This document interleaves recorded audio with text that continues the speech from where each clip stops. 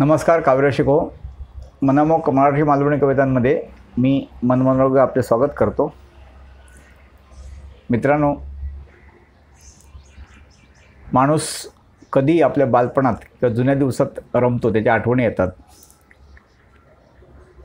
आणि काळानुसार प्रत्येक गोष्टीत आपल्या आजूबाजूच्या सगळ्या घटकांमध्ये फरक पडत असतो। ज्यांचं वय आज 40-50 वर्ष आहे आणि ज्यांचं बालपण असं मुंबई ठाण्यात शहरात गेलं आहे, त्यांना ते जुने दिवस आठवतात। इथले मुंबईतले मिलचे म्हणा किंवा तेव्हाचे फेरीवाले, तेव्हा रस्त्यात वेगवेगळे सायकल असं 24 तास, 48 तास, 72 तास चालवायचे, अशी कितीतरी गोष्टी होत्या। पदपथावर, रस्त्यावर मोठमोठी चित्र काढायचे। कितीतरी गोष्टीतल्या मुंबईतल्या गोष्टी आता त्या लुप्त झालेल्या आहेत। भरपूर सांगण्यासारख्या खूप गोष्टी आहेत। तसंच गावी पहाटेची वेळ ही खूपच अतिशय सुंदर असायची। पक्ष्यांची किलबिल असायची। नदीतून म्हणजे नदीच्या पलीकडे असायचा, पण नदीतून ते दिसायचं। समजा समुद्रवरती येताना ती लालिमा जो म्हणतो आपण, तो गुरं हमरत असायची। गुरांना मोकळीक मिळायची, रात्रभर ती गोट्यात कोंडलेली असायची। मंदिरातून टाळांची किणकिण, भजनं आणि असं वातावरण असायचं, इतकं सुंदर असायचं की खरोखरच रम्य वाटायची ती पहाट। तर तशाच जुन्या पहाटेचं हे वर्णन आहे। आज माणसाने किती पैसा कमावला तरी ते जुने दिवस आणि जुनी माणसं पुन्हा मिळत नाही। अर्थात काळ सर्वाहून मोठा आहे, अगदी देवापेक्षा सुद्धा। त्यामुळे काळाला हा प्रत्येक माणसाला शरण जावंच लागतं। ही आजची कविता आहे, ही तुम्हाला तुमच्या बालपणात घेऊन जाईल। आता कविता सुरू करूया। रम्य पहाट ही एक प्रातिनिधिक गाव किंवा अशी कविता आहे। रम्य पहाट। गाय हंबरे गोठ्यात पक्ष्यांची वृक्षावर किलबिल। गाय हंबरे गोठ्यात पक्ष्यांची वृक्षावर किलबिल। खुराडात आरवे कोंबडा, झाली उठण्याची वेळ। निसर्ग आपल्याला ही जाणीव करून देत असतो।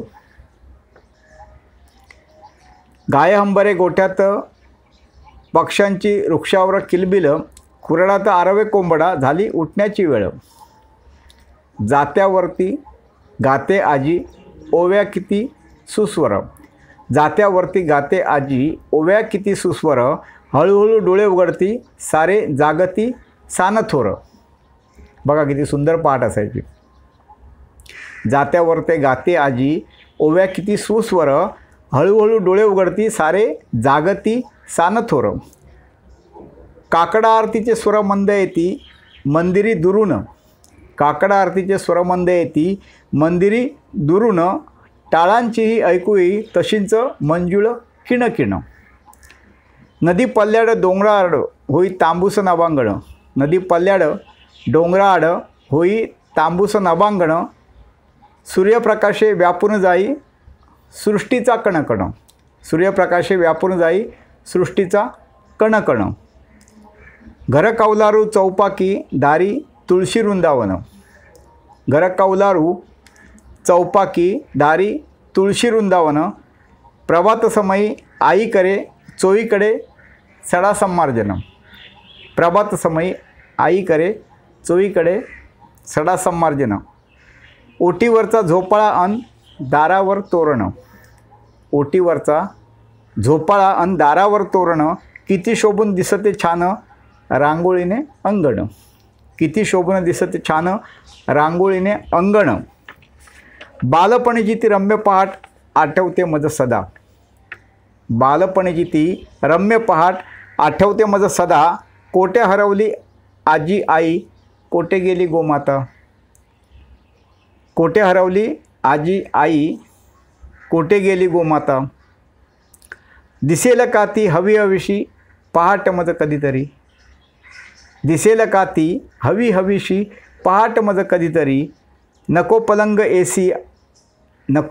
एसी द्या आजीसह गोदडी कुणीतरी, नको पलंग एसी द्या आजीसह गोदडी कुणीतरी. धन्यवाद मित्रांनो.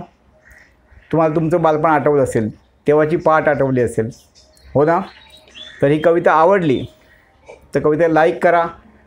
तुमच्या आठवणी बालपण येत असतील तर सांगा तुमची पहाट कशी असायची. आणि आपल्या मित्रमंडळींशी कविता शेअर करायला विसरू नका. तसेच चॅनल कोणी सबस्क्राईब केले नसेल तो अवश्य करा. आता परत आपण एक मालवणी कविता घेऊन येऊया. धन्यवाद.